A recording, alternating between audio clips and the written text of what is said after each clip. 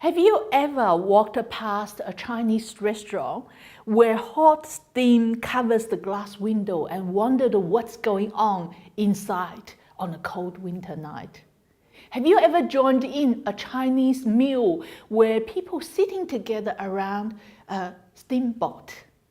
Hello, I'm Xiaoli, and my paper is about drawing the metaphor of steamboat and offered a contextualized Chinese theology of home. So I will firstly look at the etymology of the term home and the related terms in the Chinese language and explore the central role of table meals in Chinese culture. And then I will offer some theological reflections on the concept of the home in Chinese culture and biblical understandings. Firstly, a cultural premise, the etymology. The construction of the word jia, home, is actually made up of a pig and sitting under the roof.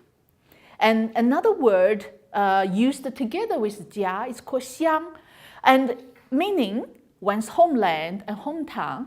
It's actually made up of two people sitting between a dish, sharing a meal together.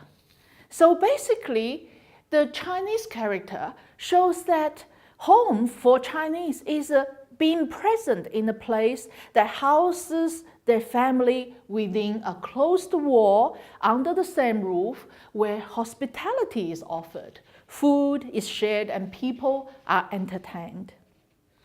So table meals. Table meals are treated very important in the daily lives of Chinese people. There's a very well-known saying, people treat meals as heaven. Even the famous Lao Tzu says, a sage seeks to satisfy the belly, but not the eyes. Table meals can be a highly complex social event, as well as an expression of identity and value. Now, Chinese eating culture, where dishes are shared in the middle of the table, can be seen as an outward expression of communal and collective thinking. So steamboat, commonly used to entertain guests at home in Chinese culture, has been observed for over 1,000 years. So the raw ingredients are dipped and cooked in a steamboat, sitting in the middle of the table. Each person participates and serves their dish at the amount and the speed they wish. So this is extremely communal and individual. And this metaphor can be drawn, used as have a lot of parallels with the gospel in the Bible we can hear. So now it's a theological reflection. Firstly, the collective mindset. And sitting around this table, and it's for Chinese, it's expression of that collective mindset. Firstly, they connected with their ancestors, their former generations, but they also connected with their family clan and their state and the country horizontally. So it's both vertical and horizontal. And Hebrew culture also demonstrates this high context collectiveness in its thinking. And but today we see China is struggling with this collectivism in its tradition and the influx of Western individualism. And but we do see the correlation there as well. So second is the harmony at the core. Now the hot steamboat is very popular in winter season because it warms the body and heart. One of the keys to make sure the heat of the cooked food is balanced with something cold in order to achieve the harmony of yin and yang within one's body. Now, harmony through yin and yang has been long recognized as the core of all things in Chinese culture, in Chinese philosophy. And the highest ideal is to achieve this heaven and person becoming one through yin-yang harmony. Now, harmony doesn't necessarily mean to become one of many, as the many may be corrupted.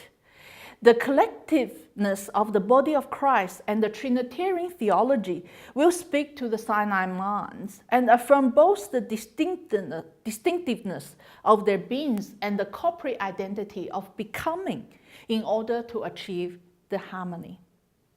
Lastly, hospitality.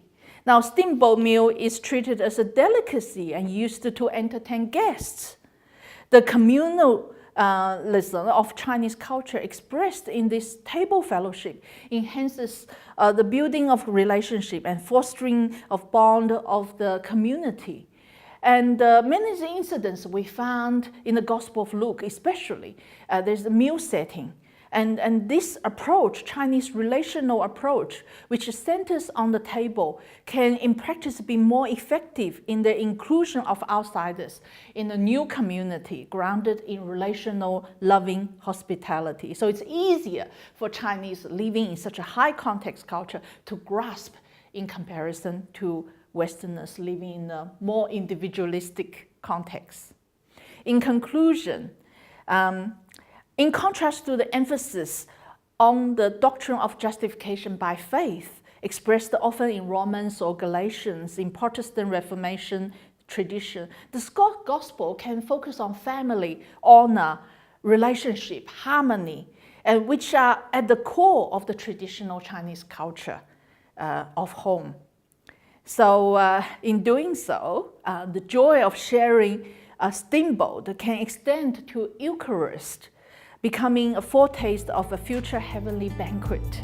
And the steamboat meal therefore becomes an image of union between human beings and between human beings and God.